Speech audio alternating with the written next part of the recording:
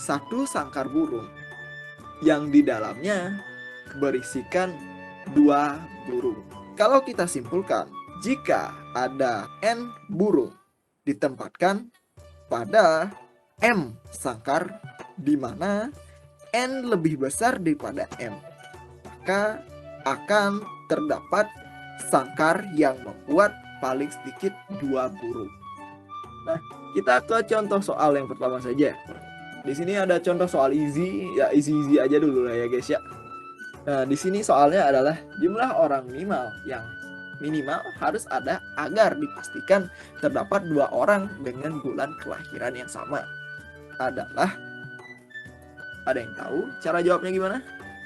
Oke, untuk menjawab soal ini kita bisa menggunakan prinsip pigeonhole tadi. Kita ke pembahasan saja. Nah, hal yang terpenting harus kita ketahui di sini adalah kita harus mencari tahu mana sangkar, mana burung. Karena kalau kita sudah tahu yang mana sangkar, yang mana burung, akan gampang untuk menjawab soal ini. Di sini, yang menjadi sangkarnya adalah bulan itu sendiri. Di mana bisa kita ketahui bahwa ada 12 bulan, yaitu dari Januari sampai Desember.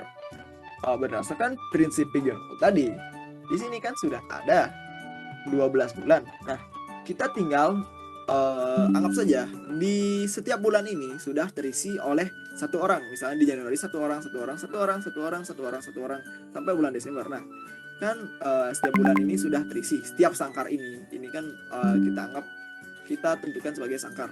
Bulan ini sebagai sangkar kan. Nah, setiap sangkar ini sudah terisi satu.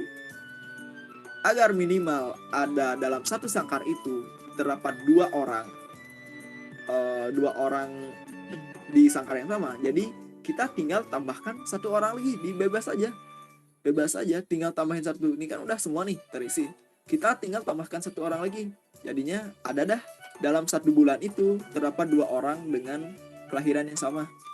Jadi karena tadi ada 12 orang, 12 bulan, 12 sangkar ditambah 1 jadinya 13. Nah, minimal orang yang ada adalah 13 orang. Seperti itulah untuk menjawab soal yang easy ini. Ini soal easy ya guys ya. Soal easy. Oke, kita masuk ke soal yang kedua. Di sini ada soal yang kedua adalah level medium. Kita naik sedikit lebih menggunakan nalar. Oke, jadi soalnya adalah berapa banyak kartu yang harus dipilih dari 52 kartu bridge agar terjamin bahwa sedikitnya ada 3 kartu dengan tipe yang berbeda yang dipilih. Nah, di sini kita akan menggunakan prinsip pigeonhole seperti yang tadi.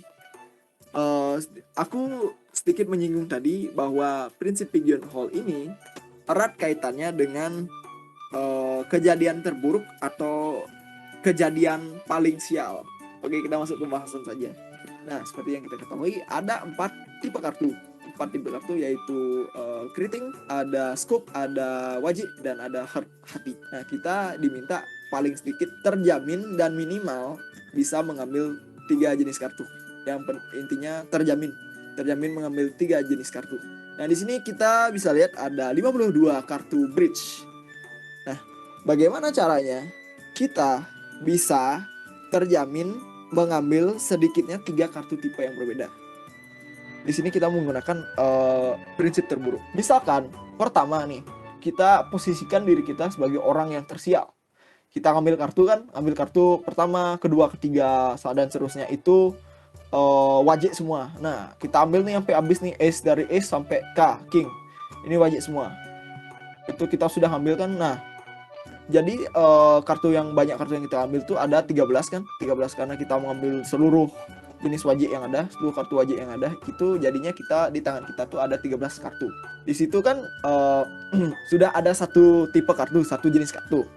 Kemudian kita ngambil lagi kan, tiba-tiba heart semua kan, ace heart, 2 heart, 3 heart sampai king heart. Nah, itu kita ambil semua tuh sampai habis tuh heartnya dapat kan. Anggaplah kebetulan kita ngambilnya tuh heart semua kan. Nah, jadinya kan di tangan kita tuh ada 13 tambah 13, jadinya kan ada 26 jenis kartu. Nah, itu kan sudah ada 2 tipe kartu. Nah, untuk ketika kita ingin mengambil lagi, maka akan dipastikan bahwa kartu yang kita ambil setelah mengambil 26 kartu itu pasti kita akan mendapatkan 3 tipe kartu yang berbeda. Kenapa? Karena kita sudah mengambil dua jenis kartu yang ada. Kita sudah mengambil seluruh wajik dan kita sudah mengambil seluruh herd. Maka ketika kita mengambil kartu selanjutnya, pasti dipastikan kita sudah mendapat 3 jenis kartu yang berbeda. Kurang lebih seperti itu. Oke. Jadi di soal ketiga ini ada soal level hard. Yeay, level hard. Kita suka yang keras-keras ya, guys ya. Jadi di sini ada soal, yaitu suatu hari sebuah supermarket mengadakan suatu event undian di mana pembeli dapat menukarkan kupon yang didapat dengan hadiah boneka secara acak. Pihak supermarket telah menyiapkan, dengerin baik-baik ya, 7 boneka beruang, 4 boneka kelinci, dan 3 boneka kodok. Si Misaka ingin mendapatkan 3 boneka kodok dan 2 boneka kelinci atau 5 boneka beruang. Berapakah kupon minimal yang dibutuhkan si Misaka agar pasti mendapatkan boneka yang ia inginkan? Kita akan menjawabnya dengan cara mencari titik kritis terbanyak.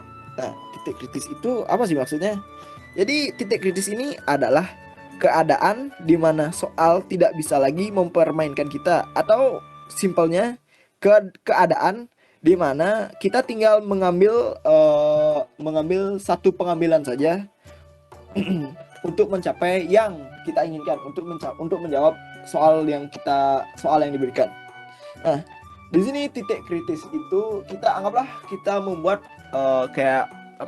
titik kritis 1, titik kritis 2, titik kritis 3 dan seterusnya, dan titik bengek lainnya kan. Itu tergantung soal nanti. Oke, anggaplah pada titik kritis yang pertama kita mengambil 3 boneka kodok, 4 boneka beruang, dan 1 boneka kelinci. Jadi di sini kita memiliki 3 ditambah 4 dan ditambah 1, jadi 3 tambah 4 tambah 1 jadinya 8 ya? Ya, 8. Nah, tadi kan ketentuannya adalah 3 kodok dan 2 kelinci atau 5 beruang. Kita tinggal mengambil 1 dari kelinci atau beruang untuk memenuhi keinginan si Misaka. Karena tadi kita sudah mempunyai 3 kodok, jadi kita hilangkan dulu kodoknya. Kita tinggal mengambil salah satu dari ini. Misalkan kita mengambil 1 beruang, jadinya kondisi yang terpenuhi adalah 3 beruang plus 3 kodok plus 5 beruang. Misalkan kita mengambil 1 kelinci, kondisi yang terpenuhi adalah 3 kodok dan 2 kelinci. Nah, dari seperti pigeonhole tadi, jadi jika kita simpulkan dari titik kritis yang pertama, Misaka akan membutuhkan setidaknya 9 kupon untuk memenuhi kondisi dia yang tadi, yaitu 3 kodok dan 2 kelinci atau 5 beruang.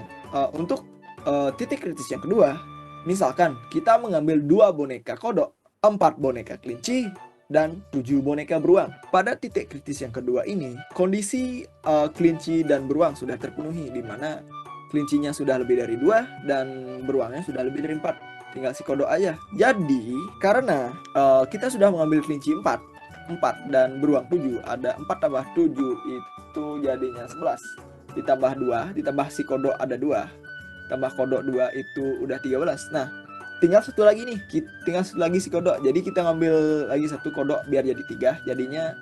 Jadi minimal kupon yang minimal untuk dibutuhkan si Misaka menukarkan gini untuk mendapatkan boneka keinginannya itu adalah 14. Nah, prinsip titik kritis ini adalah kita mencari jumlah terbanyak.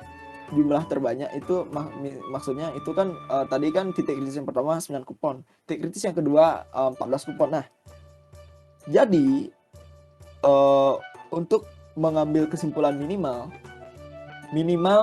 kupon yang dibutuhkan Misaka untuk mendapatkan kondisi boneka yang tadi adalah 14 kupon. Kurang lebih seperti itu ya guys ya. Oke, terima kasih sudah menonton video ini. Aku Aris Sudana mengucapkan terima kasih banyak kepada teman-teman semua. Oh ya, jika ada salah kata, aku mohon maaf. Dan jika ada mungkin materi atau soal yang belum kalian mengerti dari dari video yang kami sajikan ini, jangan sungkan untuk komen di bawah ya. Jangan lupa menambahkan NIM juga, NIM dan kelas. Oke. Terima kasih sekali lagi, terima kasih sudah menonton video ini. Jangan lupa like, share, dan subscribe. Sampai jumpa di materi-materi selanjutnya. Bye-bye.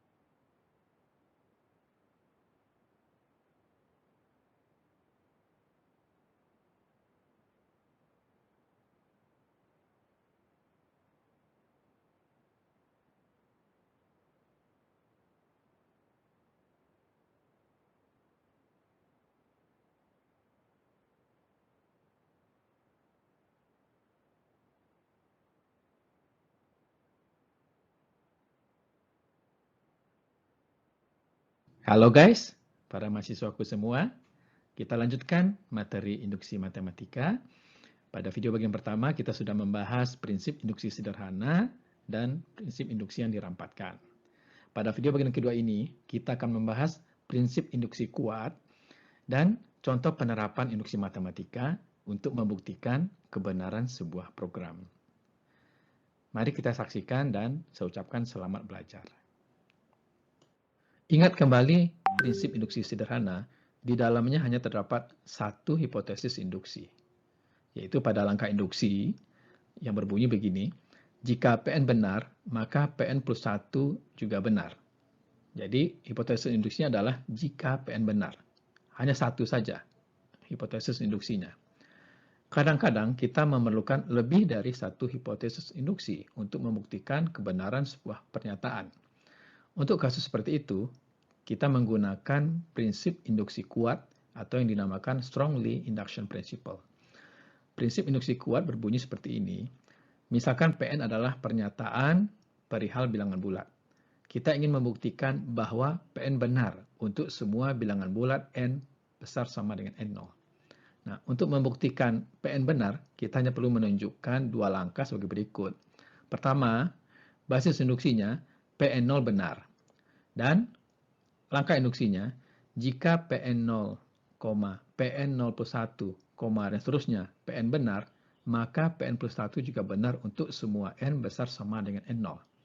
Jadi pada langkah induksi ini, terdapat lebih dari satu hipotesis, yaitu dengan mengasumsikan Pn0 benar, Pn0 plus 1 benar, Pn0 plus 2 benar, dan seterusnya, sampai Pn benar. Nah, inilah yang disebut dengan prinsip induksi kuat.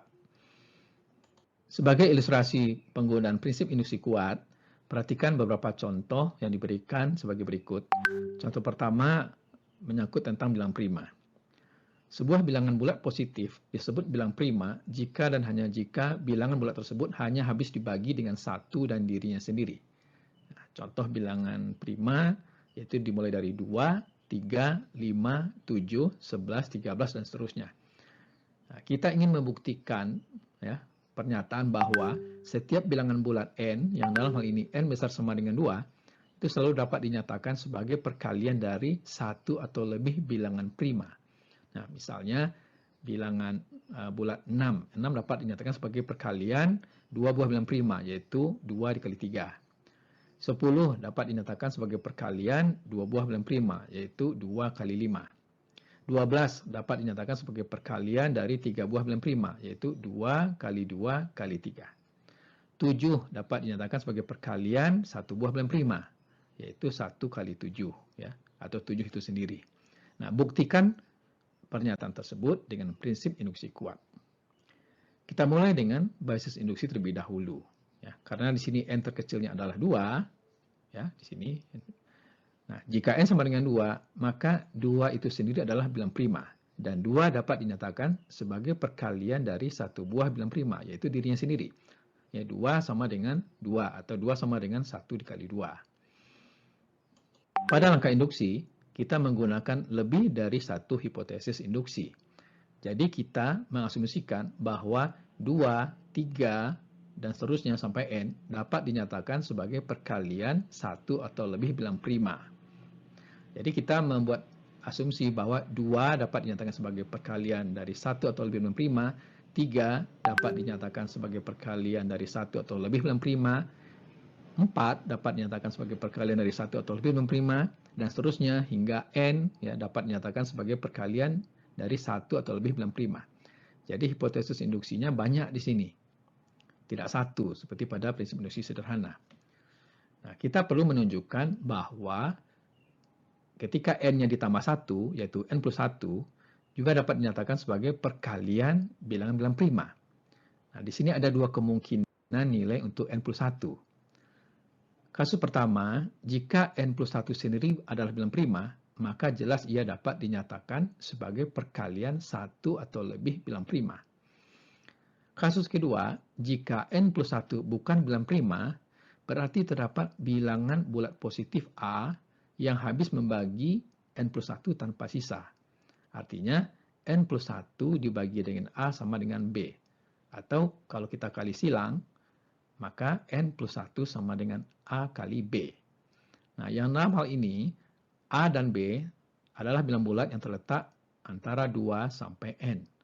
Nah, karena di sini kita menggunakan lebih dari satu hipotesis induksi, ya, dan karena A dan B ini terletak antara 2 sampai n, maka kita harus menggunakan, ya, asumsi bahwa bilangan bulat, ya, antara 2 sampai n itu dapat dinyatakan sebagai perkalian dari satu atau lebih bilang prima. Nah, karena kita sudah membuat hipotesis bahwa 2, 3 sampai n dapat dinyatakan sebagai perkalian satu atau lebih bilang prima, maka ini berarti n plus 1 jelas dapat dinyatakan sebagai perkalian bilang-bilang prima, ya. Karena n plus 1 itu sama dengan A dikali B, ya. Nah, saya ulang kembali, karena A dan B adalah bilangan yang terletak antara 2 sampai n, dan kita harus membuat hipotesis bahwa bilangan A dan B ini, ya, juga dapat dinyatakan sebagai perkalian dari satu atau lebih bilang prima. Inilah gunanya kita menggunakan banyak hipotesis induksi. Sehingga terbukti bahwa untuk sembarang bilangan bulat n besar sama dengan 2, maka bilangan bulat tersebut dapat dinyatakan sebagai perkalian dari satu atau lebih bilang prima. Kita analisis kembali contoh tadi. Pada contoh tersebut, kita membuat hipotesis lebih dari satu, yaitu hipotesis pertama, asumsikan 2 dapat dinyatakan sebagai perkalian bilang prima. Hipotesis kedua, asumsikan 3 dapat dinyatakan sebagai perkalian bilangan prima. Dan seterusnya, ya, sampai hipotesis yang terakhir, asumsikan n dapat dinyatakan sebagai perkalian bilangan prima.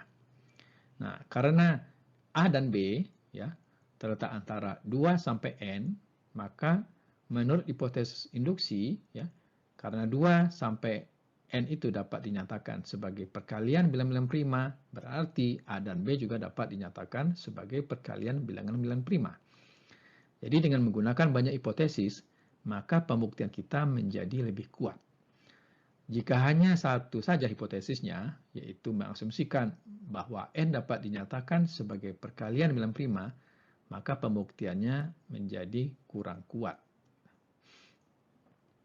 Contoh kedua penggunaan prinsip induksi kuat adalah persoalan teka-teki susun potongan gambar atau jigsaw puzzle. Ini adalah permainan yang mungkin pernah kalian lakukan pada masa kanak-kanak, yaitu diberikan sejumlah potongan gambar ya seperti ini.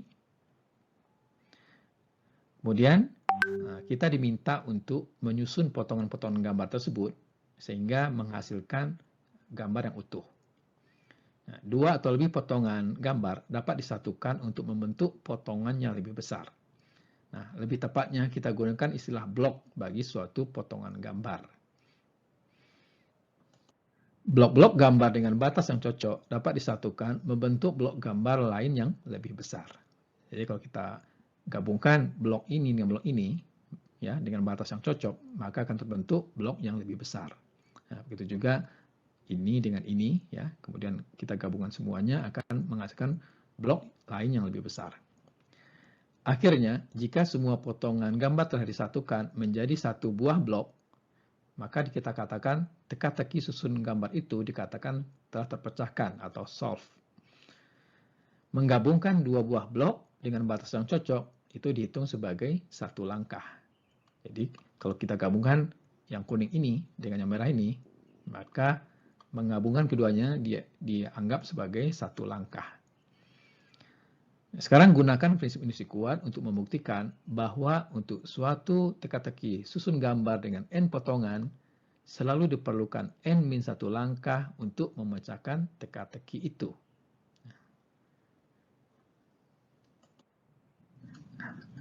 Penyelesaiannya, ya, kita mulai dengan basis induksi terlebih dahulu.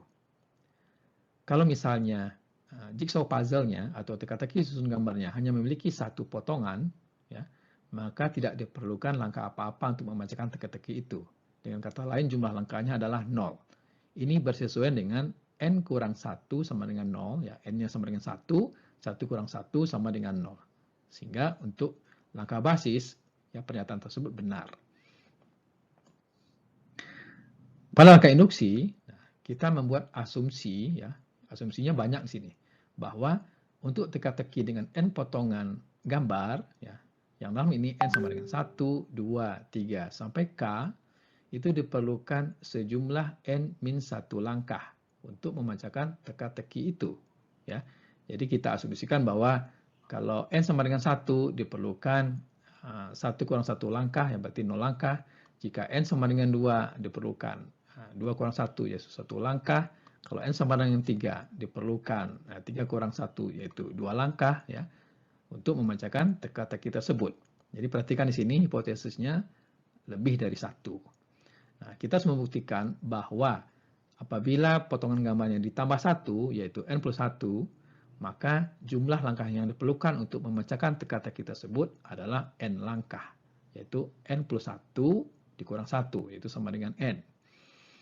Nah, cara penyelesaian langkah induksi ini adalah kita bagi n+1 potongan itu menjadi 2 buah blok. Ya. Jadi ini adalah n+1 potongan, kita bagi menjadi 2 buah blok.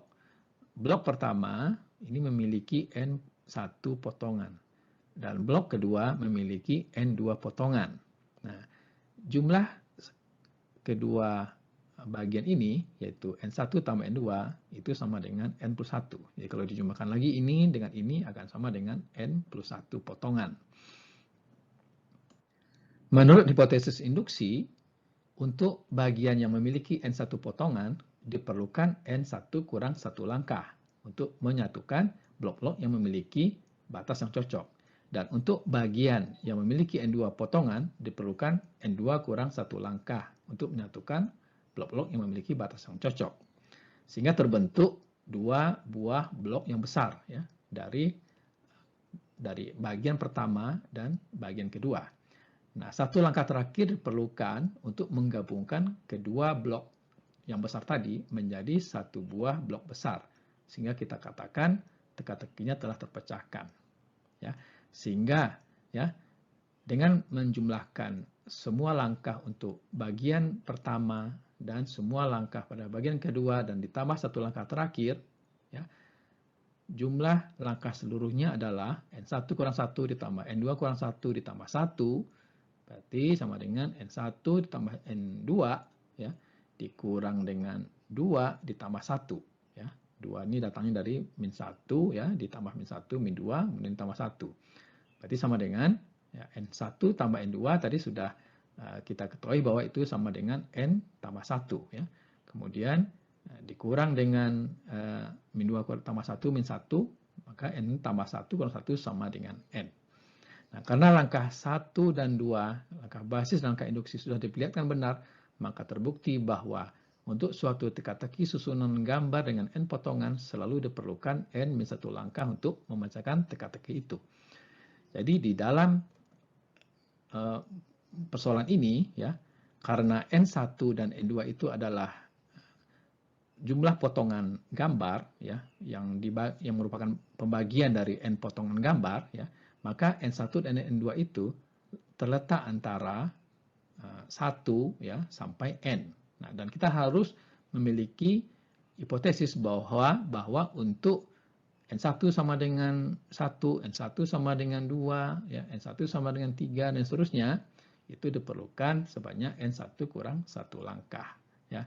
Dan begitu juga untuk potongan dengan N2 potongan, ya, di mana N2 di sini nilainya juga terletak antara 1 sampai N, kita harus memiliki banyak hipotesis bahwa semua potongan N2 yaitu 1, 2, sampai N itu juga diperlukan N2 kurang 1 langkah. Nah, itulah gunanya prinsip induksi kuat ini akan membuat pembuktian, ya, pernyataan tersebut menjadi lebih kuat dibandingkan hanya satu hipotesis saja.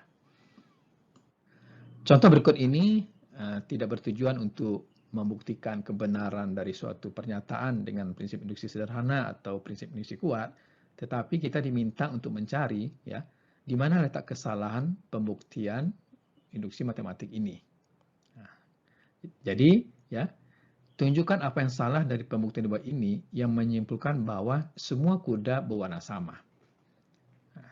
Pernyataannya begini, misalkan PN adalah proposisi bahwa semua kuda di dalam sebuah himpunan, ya, misalnya himpunan itu adalah kandang kuda begitu ya, semua kuda di dalam sebuah himpunan berwarna sama. Lalu dituliskan basis induksinya. Jika kuda di dalam himpunan hanya satu ekor, jelaslah P1 benar, yaitu kuda yang satu ekor itu warnanya sama, ya, karena cuma kudanya satu. Kemudian langkah induksinya ditulis seperti ini. Misalkan PN benar, yaitu asumsikan bahwa semua kuda di dalam himpunan N ekor kuda berwarna sama. Ini adalah hipotesis induksinya. Kemudian untuk membuktikan bahwa jika kudanya bertambah 1, yaitu PN plus 1, maka pernyataan tersebut juga benar. Nah, lalu dituliskan di sini bahwa tinjau untuk himpunan dengan N plus 1 kuda. Lalu nomori kuda-kuda tersebut dengan 1, 2, 3, N sampai N plus 1. Jadi setiap kuda diberi nomor, ya, nomor 1, nomor 2, sampai N plus 1. Nah, lalu tinjau dua himpunan, yaitu himpunan dengan N ekor kuda yang pertama, yaitu kuda-kuda bernomor 1, 2, sampai N, ya, dan himpunan N ekor kuda yang kedua, yaitu kuda-kuda yang bernomor 2, 3, N sampai N plus 1. Nah, menurut hipotesis induksi, ya, untuk N ekor kuda yang pertama, ya, ini hipotesis induksinya, ya, bahwa semua kuda di dalam himpunan N ekor kuda berwarna sama. Nah, menurut hipotesis induksi, N ekor kuda yang pertama harus berwarna sama. Dan menurut hipotesis induksi, N ekor kuda pada himpunan kedua itu juga harus berwarna sama. Karena himpunan N kuda pertama dan himpunan N kuda terakhir beririsan, maka semua N plus 1 kuda harus berwarna sama. Nah, ini membuktikan bahwa PN plus 1 benar. Kesimpulannya PN benar. Nah, di manakah letak kesalahan pembuktian ini? Nah, kita harus mencarinya. Ya. Setelah melihat langkah-langkah pembuktian dengan induksi matematik tadi, kita dapat menemukan bahwa pembuktian induksi matematik tersebut memiliki cacat. Cacatnya adalah pada langkah induksinya.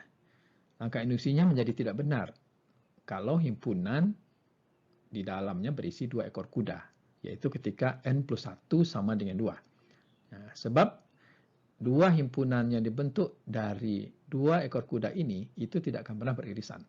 Nah, himpunan pertama berisi kuda bernomor 1, sedangkan himpunan kedua berisi kuda bernomor 2. Padahal dikatakan tadi bahwa kedua himpunan tersebut beririsan.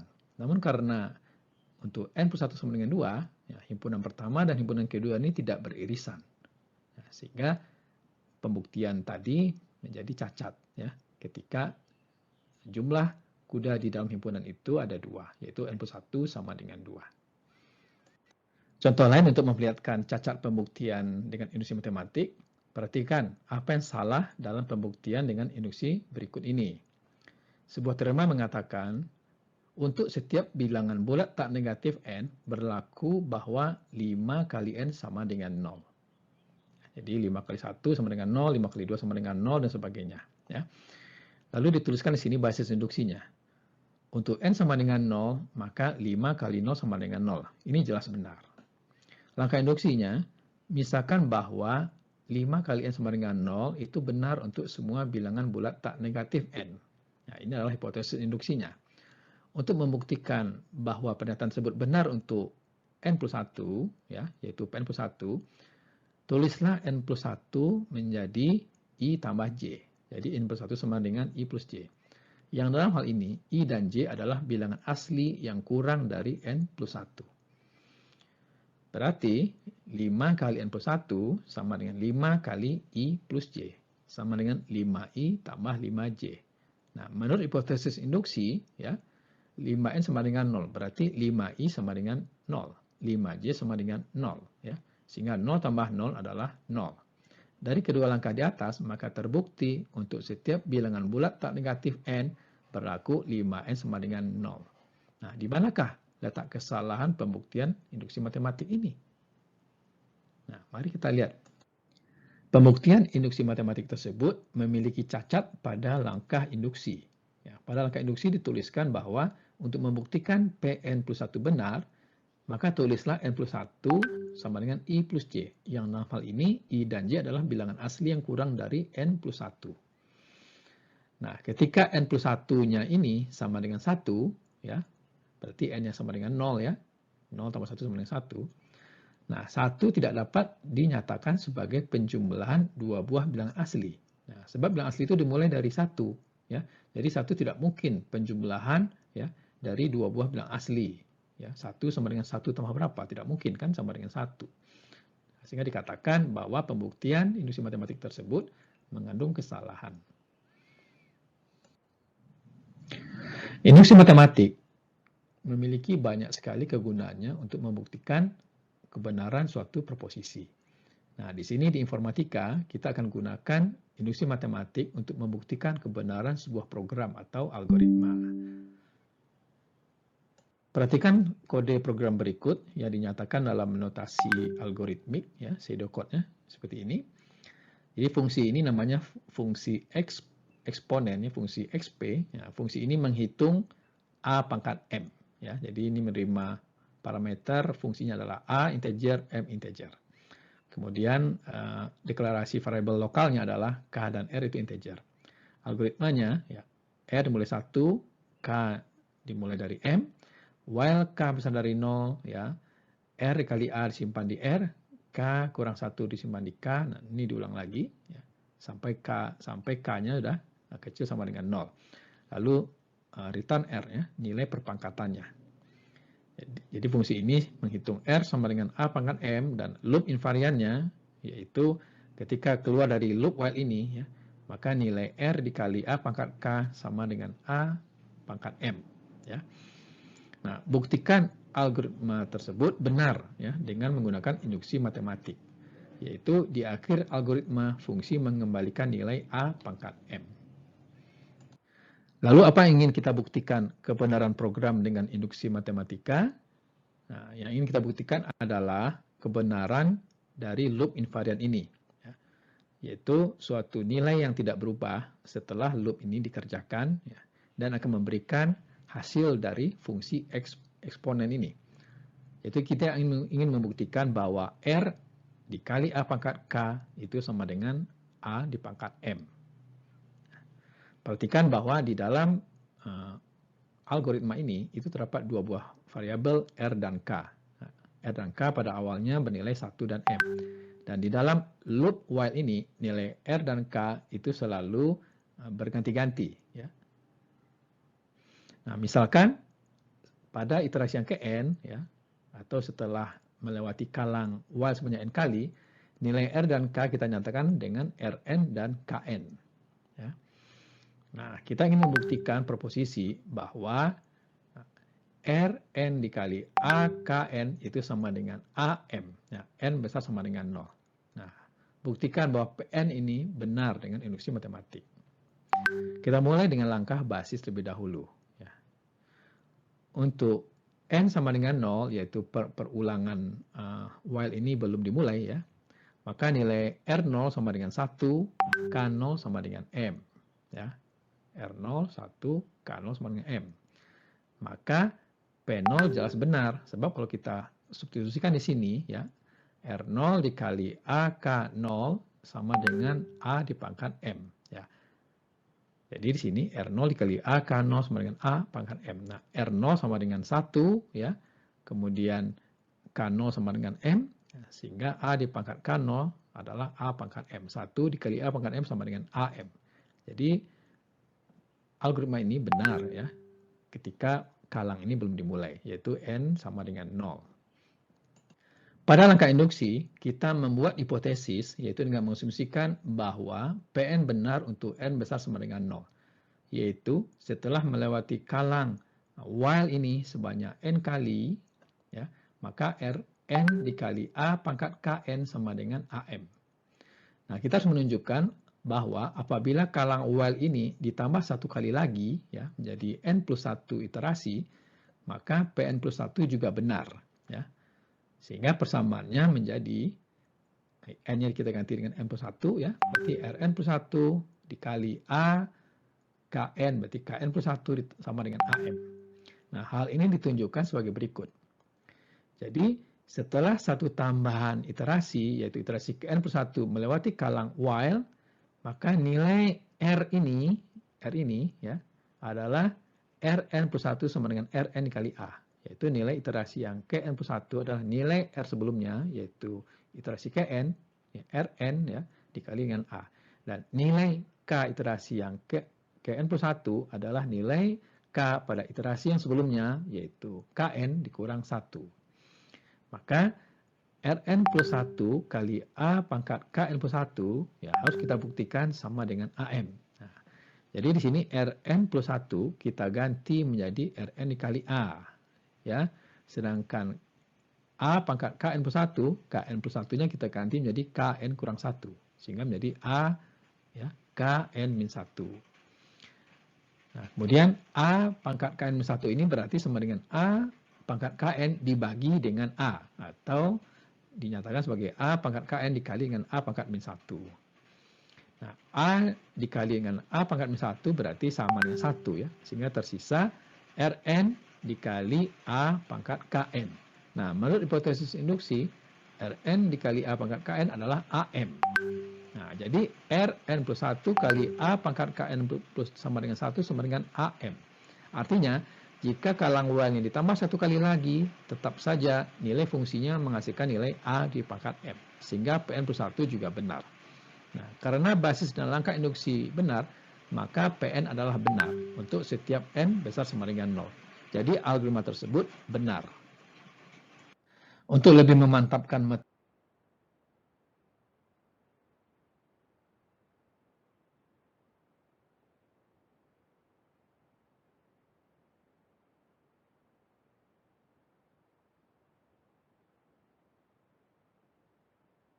Oke, selamat siang, ya.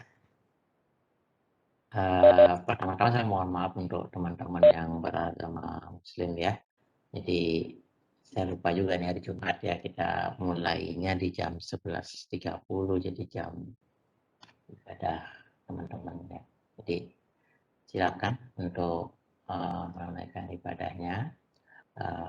Nanti untuk informasi di Matematika Diskret bisa ditanyakan di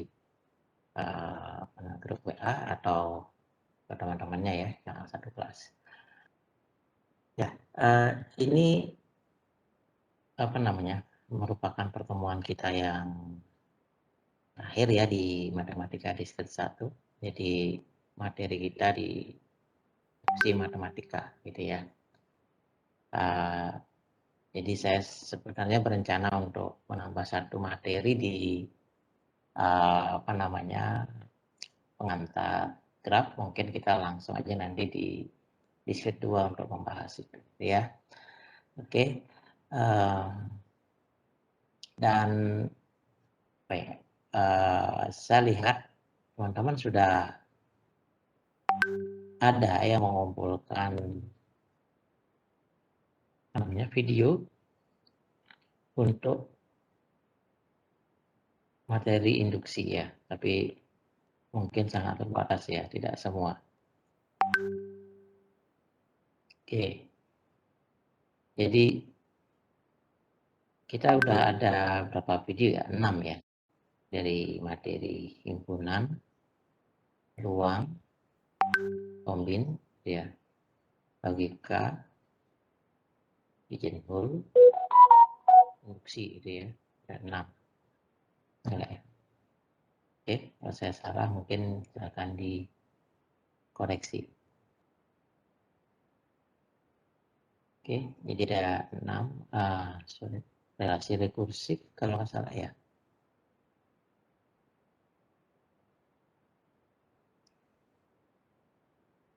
Oke, relasi rekursif 7. Apa lagi ya? Saya sendiri lupa.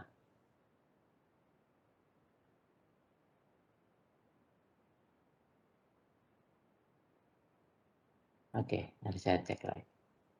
Nah, dari semua video tersebut, mohon nanti dikumpul kembali linknya ya.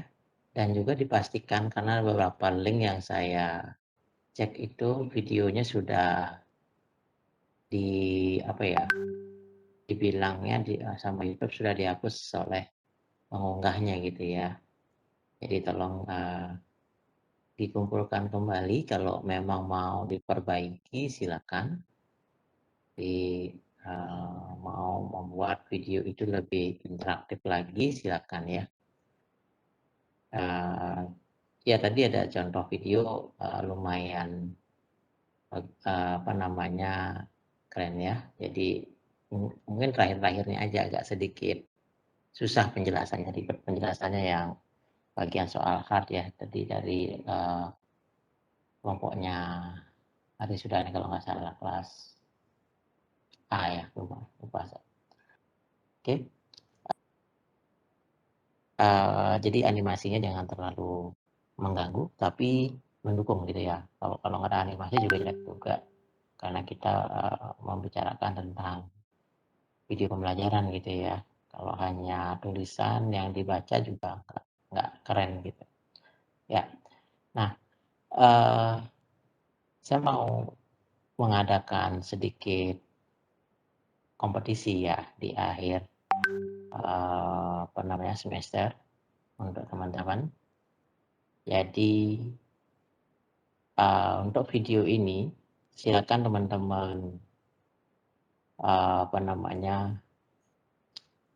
kumpulkan kembali link videonya lewat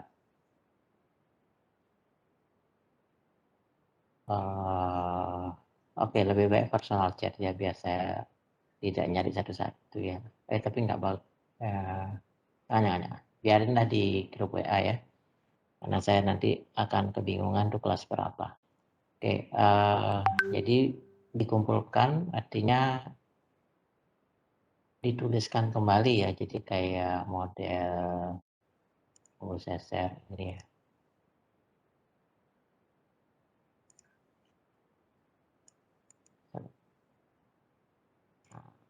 Oke, jadi model gini ya, jadi ditulis lagi nih kelompok 5 kelas A siapa aja. Nanti tolong dikasih dulu ini ya, nama-nama kelompoknya, kemudian kelas apa, nanti videonya, kumpulan linknya seperti ini. Nanti saya bisa satu kelompok tuh saya nilai sekaligus biar nggak ribet ya nyari-nyari ya. Oke, kira-kira seperti itu. Ada pertanyaan untuk permintaan saya ini?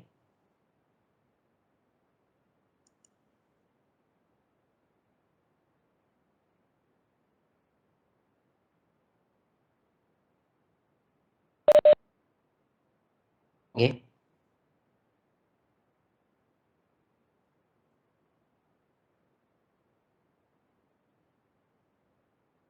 Ya, betul. Heeh, betul. Ya. Jadi kalau teman-teman mau memperbaiki silakan, kalau teman-teman mau langsung mengumpulkan yang sudah ada, silakan. Jadi kumpulkan, tapi pastikan dia masih aktif ya videonya di YouTube. Oke, kira-kira seperti itu. Nanti video ini akan saya nilai, dan saya akan memberikan, bypass untuk 2 kelompok terbaik ya. Jadi 2 kelompok terbaik silakan tidak perlu memikirkan ujian akhir semester diskret ya. Itu sudah bypass untuk kalian, tapi untuk yang tidak, mendapatkan bypass ya harus mempersiapkan ujian akhir semester yang akan saya adakan 2 minggu lagi ya. Jadi sekarang kan tanggal 10 ya, 10. 2 minggu lagi berarti tanggal 24 dong ya. Nah, hampir Natal. Jadi sebelum Natal lah ya, mungkin harusnya kita ketemunya Rebo ya. Ini kan Jumat. Sorry. Pasti tanggal 22 dan 23 ya. Ujian akhir semester ya. Untuk sesuai dengan kelas. Jadi kelas CDE di 22, kelas AB di 23 ya. Dan soalnya diambil dari semua soal dari awal yang ada di Sukma Belajar. Sukma Belajar akan saya aktifkan kembali di hari Senin ya, tanggal 13, dan mohon teman-teman untuk mengerjakannya ya. Soal UAS akan saya ambil dari Sukma Belajar dengan metode UAS seperti pada UTS ya. Jadi kira-kira seperti itu. Mungkin ada pertanyaan dari teman-teman. Izin bertanya, Pak. Untuk Silakan. memastikan pengumpulan videonya, berarti ada 6 video yang harus dikumpul, Pak ya. Dari himpunan, peluang, kombinatorika, logika, pigeonhole, dan yang terakhir induksi matematika, Pak ya. Saya coba cek lagi ya, seharusnya itu enggak 6 ya, karena akan ada relasi rekursif. Udah masuk belum ya? Kalau itu berarti jadi 7, Pak. Iya, coba nanti saya cek lagi ada berapa itu ya. Tapi semua materi yang saya ini kan ya, yang saya bahas gitu ya. Baik, Pak. Terima kasih, Pak. Oke. Ya, jadi 2 kelompok yang terbaik di setiap kelas ya. Di setiap kelas 2 kelompok terbaik nanti akan saya umumkan minggu depan. Jadi batas pengumpulan video saya mohon di hari Kamis tanggal 16 sudah tidak ada lagi pengumpulan ya. Jadi batasnya adalah Kamis tanggal 16 jam 24.00. Oke. Jadi pengumpulan setelah jam itu saya anggap tidak sah ya. Oke. Walaupun sebelumnya sudah dikumpulkan, maksudnya sebelumnya udah nyicil ya, yang kayak kemarin kan dicicil mengumpulkannya, itu tidak dianggap sah. Jadi tetap saya menunggu pengumpulan kolektifnya. Oke. Jadi kalau nggak mengumpulkan berarti dianggap tidak sah ininya. Oke, video. Artinya tidak dinilai. Oke, kemudian 2 kelompok silakan bypass, dan juga nanti dari video-video terbaik itu mungkin ada beberapa orang yang kemungkinan besar saya hubungi untuk kita bisa bukan tidak bisa ya, artinya sudah saya ajukan lamaran ke kalian gitu ya, untuk menjadi tim di Sukma Belajar untuk adik kelasnya nanti di tahun depan ya. Jadi maksud saya Anda yang membantu saya membuat pembelajaran versi kalian gitu ya, karena saya yakin mungkin bukan saya yakin, saya udah punya Sukma Belajar pembelajaran versi saya. Jadi tahun depan update-nya adalah adik-adik kelas kalian memiliki dua cara belajar ya, pembelajaran versi saya, jadi video-video versi saya, dan juga video-video versi kalian gitu yang memang mungkin levelnya sama gitu ya. Jadi kita nggak bisa memungkiri itu karena kalian pasti jauh lebih apa ya, untuk pemahamannya kalian jauh lebih tahu karena kalian satu angkatan gitu ya, atau satu generasi gitu ya. Kira-kira itu maksud saya. Jadi dari 5 kali 2, 10 kelompok, mungkin ada beberapa orang yang saya nanti akan lamar untuk bisa membantu saya di Sukma Belajar semester depan. Oke. Untuk membuat video-video yang berkaitan dengan distrik juga. Ya, oke. Nanti kalau memang betah ya silakan tetap ada di tim Sukma Belajar, karena tim Sukma Belajar masih saat ini timnya kosong ya, karena semua anggota tim sudah pada masuk di area skripsi gitu ya. Jadi saat ini masih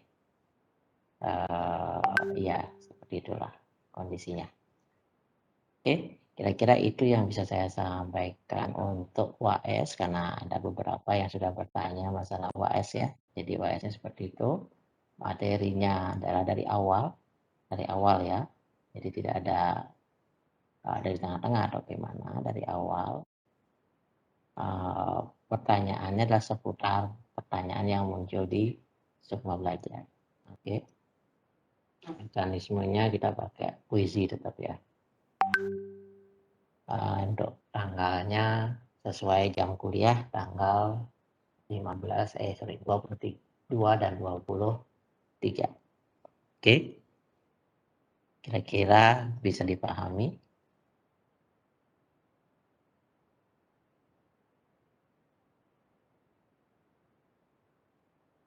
Siap, bisa Pak. Oke, terima kasih. Ya. Kemudian untuk diskrit ya. Diskrit ini materi yang pada intinya adalah lebih ingin mengasah atau mengajak teman-teman untuk memiliki penalaran atau logika lebih gitu ya intinya. Walaupun dia sifatnya banyak yang matematisnya ya.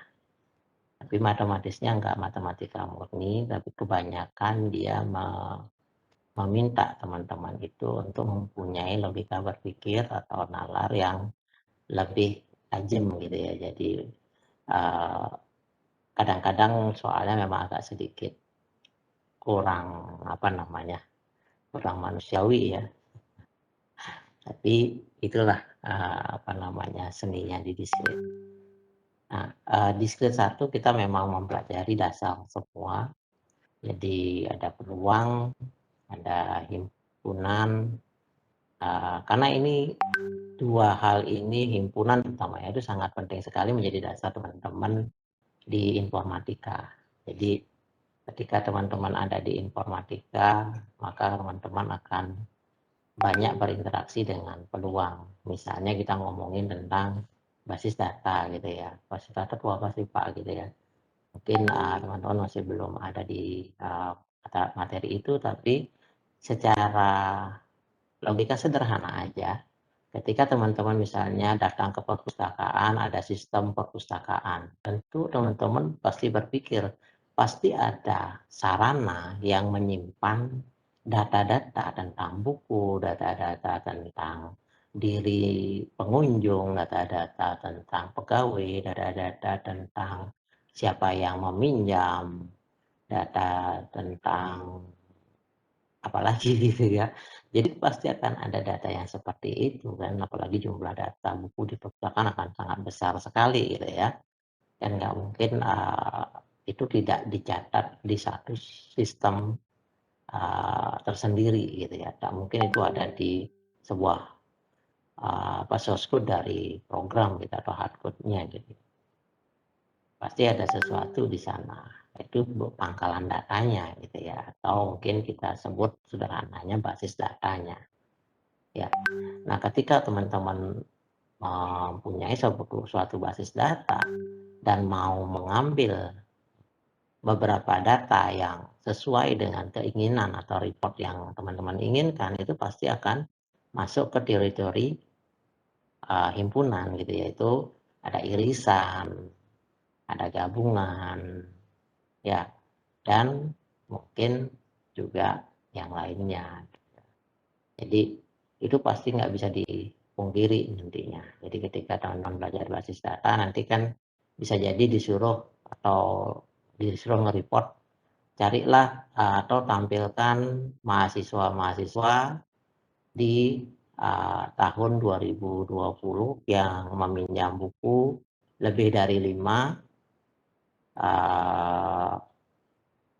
bisa seperti itu ya. Nah, berarti kan ada himpunan mahasiswa, ada himpunan buku yang akan terlibat di dalamnya, kemudian dan lain sebagainya gitu ya.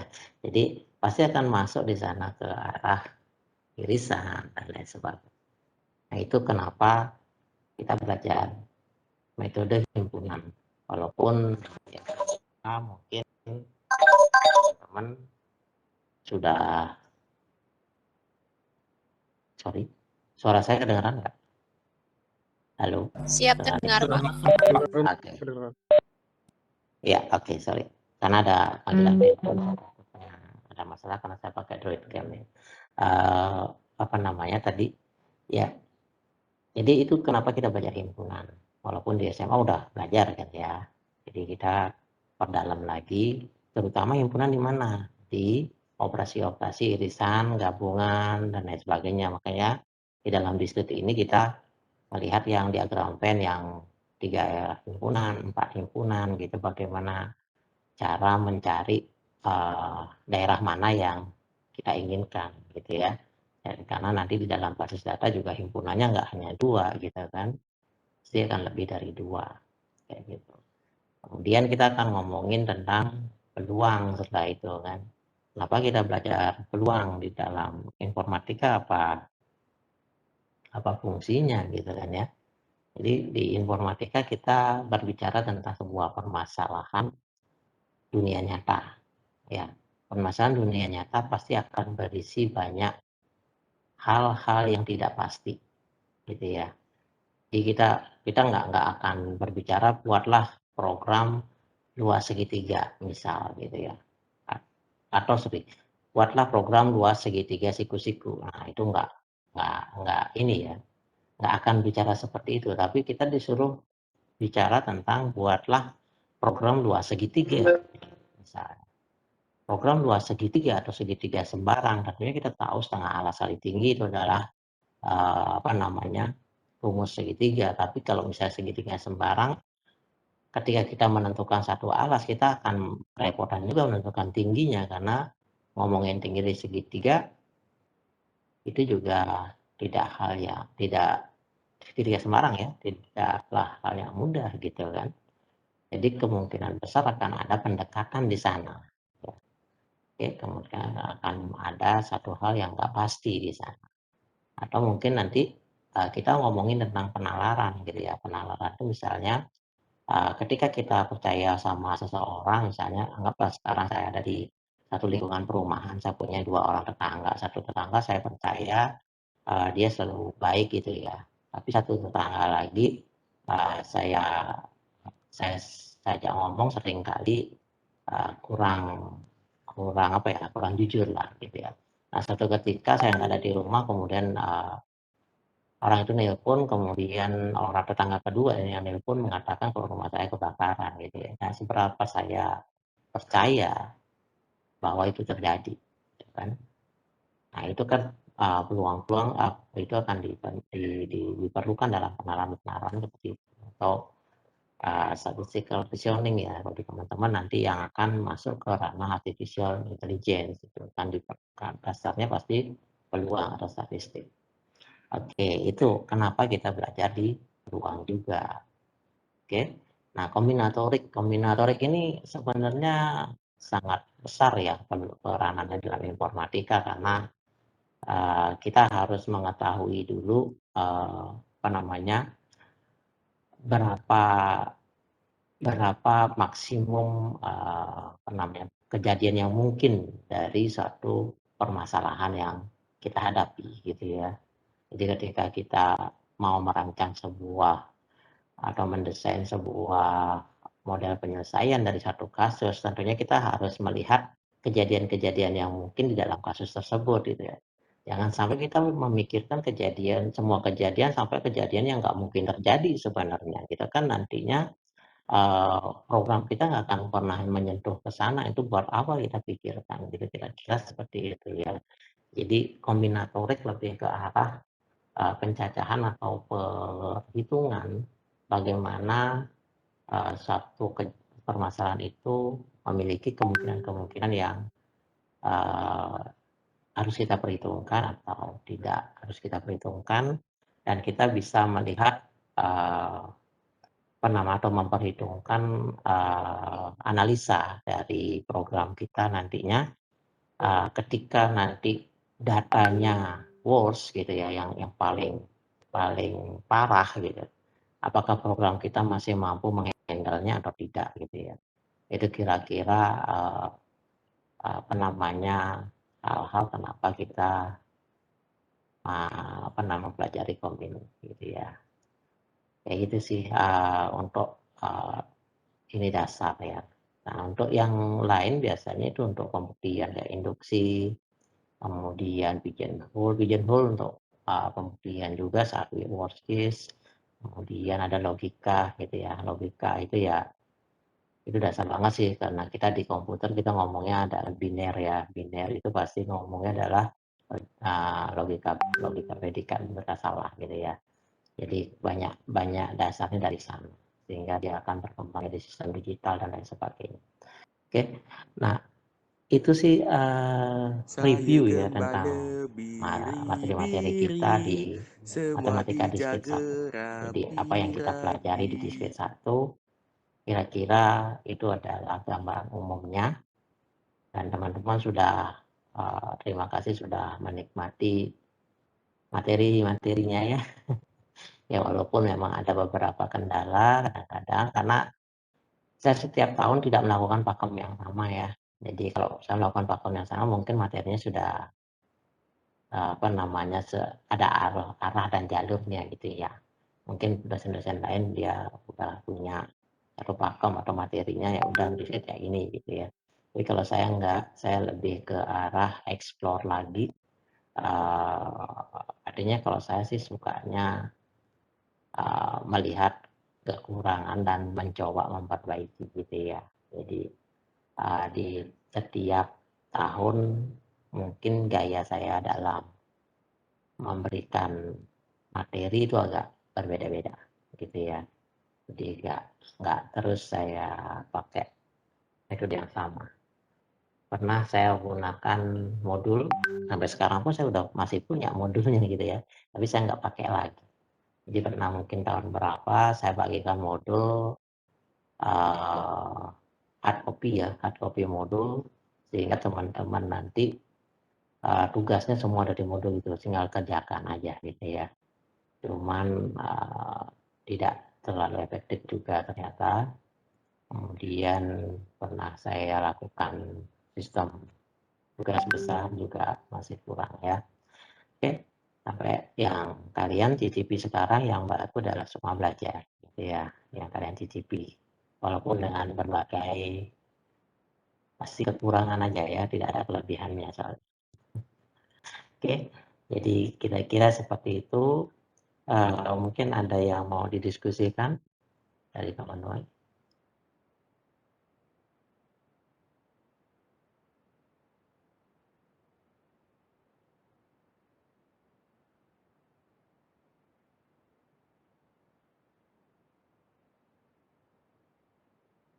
Oke, kalau tidak, saya kasih sedikit clue untuk diskrit 2 ya, karena diskrit 2 juga saya juga yang mengampu ya, saya selalu diskrit 1, diskrit 2 gitu ya. Nah, clue untuk diskrit 2 biar teman-teman nggak kaget semester depan, diskrit 2 saya minta teman-teman untuk coding ya. Jadi di diskrit 2 kita akan membicarakan pemodelan graf. Jadi ada satu masalah kita akan modeling dengan graf dan ada beberapa metode yang akan kita bahas di sana. Tapi di dalam tugasnya bukan lagi teman-teman membuat video pembelajaran seperti di diskrit 1, tapi teman-teman tugas kelompoknya akan membuat code ya dalam bahasa apapun, silakan mau C, mau Python, mau PHP atau yang lainnya terserah lah gitu ya. Yang penting kan hasilnya bisa dinikmati gitu ya.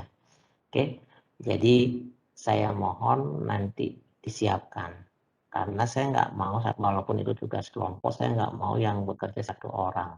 Jadi tetap saya akan menilai perorangan ya. Jadi semua orang harusnya minimal mengerti membaca kode program. Oke. Kenapa saya memaksa seperti itu? Karena semester 3-4 nanti itu udah terlalu terlambat untuk teman-teman baru belajar untuk kode program ya, pemrograman. Jadi sekarang waktunya, kalau yang memang belum, sekarang waktunya mulai ya. Jadi kalian harus sadar kalau kalian akan ada di informatika.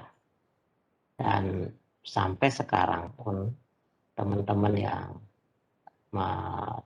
memiliki kemampuan coding, jadi kakak kelasnya yang memiliki kemampuan coding, sampai sekarang belum ada ceritanya mereka yang nganggur ya, atau tidak bekerja. Oke, bahkan satu orang bisa bekerja di lebih dari satu perusahaan, dan itu bukan perusahaan nasional, bisa jadi perusahaan internasional gitu ya. Walaupun bekerjanya dari rumah gitu kan, itu enaknya. Seorang programmer kayak gitu enak. Kalau Anda seorang pegawai bank, Anda harus datang pagi pulang sore gitu kan. Tapi kalau programmer Anda diam di rumah aja. Bisa jadi ada beberapa perusahaan yang meng-hire Anda gitu. Ya, jadi jangan takut untuk belajar, dan memang harus belajar karena semester depan kita akan ketemu di diskrit 2 membahas tentang diskrit, tapi lebih dititik beratkan pada kemampuan coding teman-teman. Ya, kira-kira seperti itu. Oke, tapi yang saya harap itu bukan alasan bagi teman-teman nanti meninggalkan ilmu komputer ya.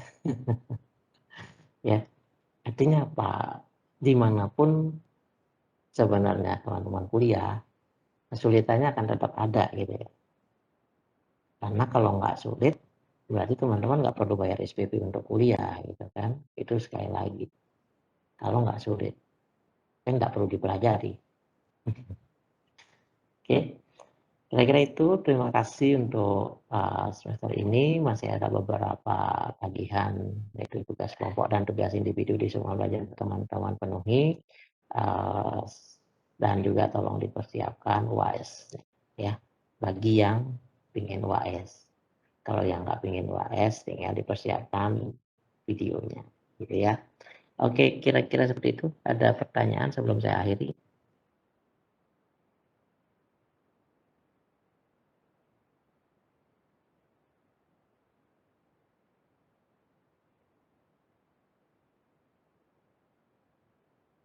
Ya, kalau tidak ada, saya akhiri dulu ya. Sampai jumpa di pertemuan selanjutnya. Terima kasih. Terima kasih Pak.